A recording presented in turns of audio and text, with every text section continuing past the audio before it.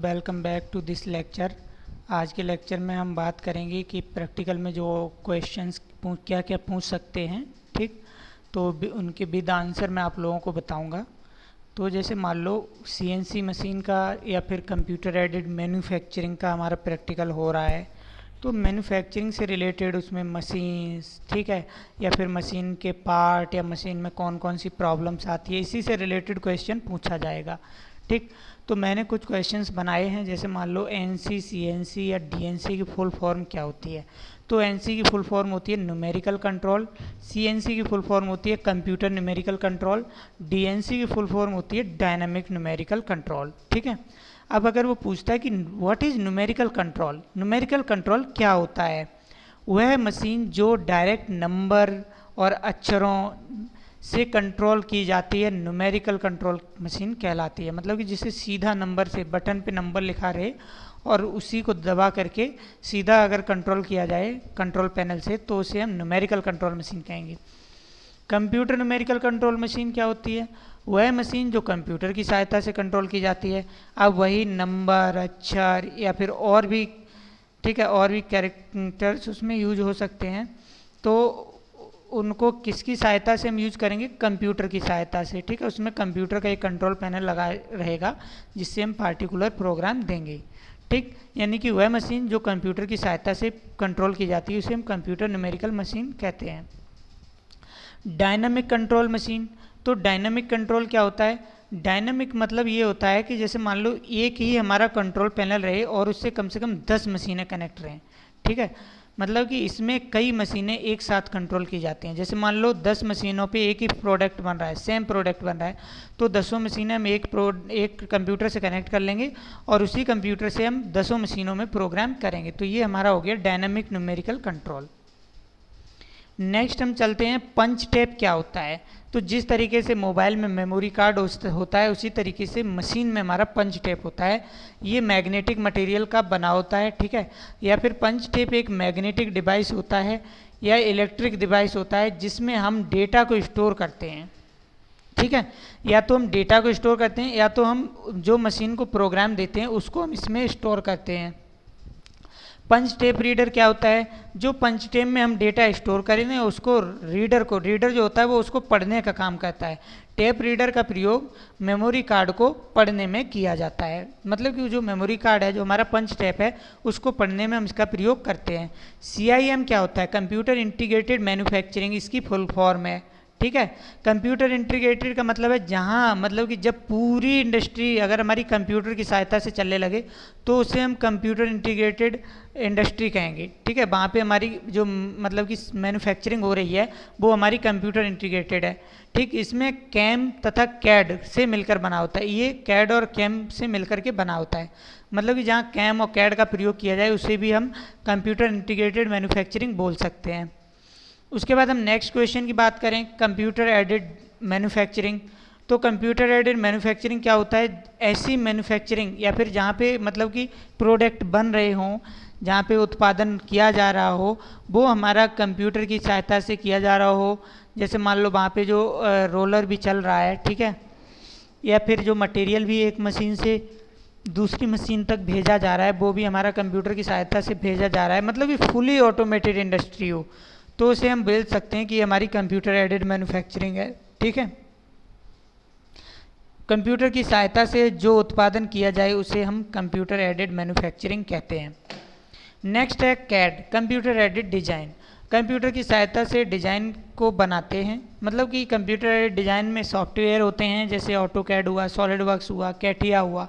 ठीक है, तो ऑटो कैड या सॉलिड वर्क्स, इनके अंदर हम क्या करते हैं, 2D या 3D डिजाइन को हम कंप्यूटर की सहायता से डिजाइन करते हैं। ठीक, नेक्स्ट क्वेश्चन देखते हैं क्या है। नेक्स्ट क्वेश्चन है हमारा एड्रेसेस। एड्रेसेस मैंने तुम लोगों को बता रखा है। एड्रेसेस में तुम लोगों को याद करना है कि ए किस चीज़ को रिप्रेजेंट करता है, एंगल को, सी चैम्फर को रिप्रेजेंट करता है, डी वर्कपीस डायमेंशन को रिप्रेजेंट करता है, एफ फीड को रिप्रेजेंट करता है, आई रेडियस वैल्यू या वी इंक्रीमेंटल कमांड को, एक्स एक्सिस को रिप्रेजेंट करता है, के radius value on Z axis को रिप्रेजेंट करता है, एन न्यूमेरिकल नंबर को जेड एक्सिस को रिप्रेजेंट करता है। ठीक है, पी ड्वेल टाइम को रिप्रेजेंट करता है, क्यू डेप्थ ऑफ कट को रिप्रेजेंट करता है माइक्रोन में, आर रेडियस को रिप्रेजेंट करता है, एस स्पिंडल स्पीड को, टी टूल फंक्शन को या टूल नंबर को, ठीक है। डब्ल्यू इंक्रीमेंटल कमांड को जेड एक्सिस पे रिप्रेजेंट करता है, एक्स एक्सिस जेड एक्सिस को रिप्रेजेंट करता है। तो ये तुम लोगों को याद कर लेने हैं, ठीक है। जब तुम्हें क्वेश्चन मतलब कि कोई भी पुटअप किया जाता है तो तुम बड़े आसानी से बता सकते हो। ये सब मतलब कि किसी भी चैप्टर से आपसे क्वेश्चन पूछा जा सकता है, ठीक। ये सब इम्पोर्टेंट क्वेश्चंस हैं जो मैक्सिमम टाइम इंटरव्यू में या फिर मान लो तुम्हारा जो वाइवा होता है उसमें पूछे जाते हैं। उसके बाद एम कोड है। एम कोड में क्या होता है, जैसे M00 इसके बारे में भी मैं आप लोगों को बता चुका हूँ। Program stop, M01 program optional stop, M02 program end, ठीक है। M03 spindle clockwise, M04 spindle anti clockwise, M05 spindle stop, ठीक है। M06 tool change, M07 coolant on, ठीक।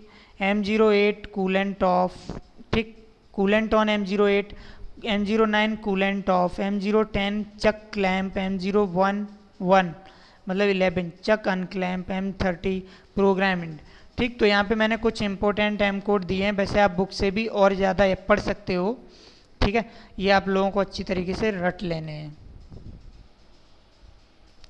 नेक्स्ट है आप लोगों का जी कोड, ठीक। तो जी कोड में कम से कम आपको 40-42 कोड दिए गए हैं, ये आप लोगों को अच्छी तरीके से तैयार कर लेने हैं, ठीक।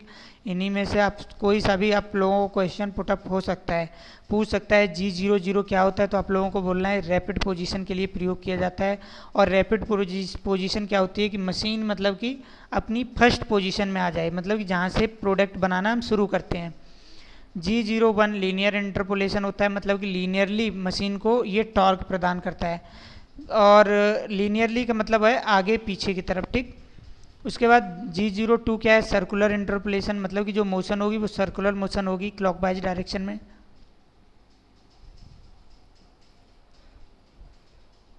G03 क्या है, circular interpolation anti clockwise direction में करेगा। G04 ड्वेल टाइम है। G28 होम पोजीशन है। G92 या 50 मैक्सिमम स्पिंडल स्पीड है। G96 मिनिमम स्पिंडल स्पीड है। फिक्स आरपीएम होता है। G97 constant speed. G70 finishing cycle. G71 stock removal, ठीक है। और G72 stock removal facing cycle. G73 repeating cycle के लिए प्रयोग होता है। G74 पीक ड्रिलिंग के लिए प्रयोग होता है। G75 ग्रूविंग के लिए प्रयोग होता है। G76 threading cycle. G92 threading के लिए। G94 facing cycle. G32 threading के लिए। G92 ओडी या आईडी मतलब कि आउटडोर डायमीटर या inner diameter turning cycle. G40 tool nose radius compensation. G41 tool nose radius compensation left. और G42 tool nose radius compensation right, ठीक है।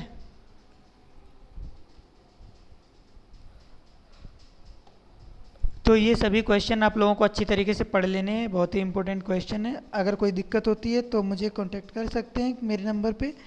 Thank you for watching this video. Okay, मेरा number यहाँ पे मैंने शुरू में ही दे रखा है, ठीक। व्हाट्सएप पे मुझे कांटेक्ट कर सकते हो।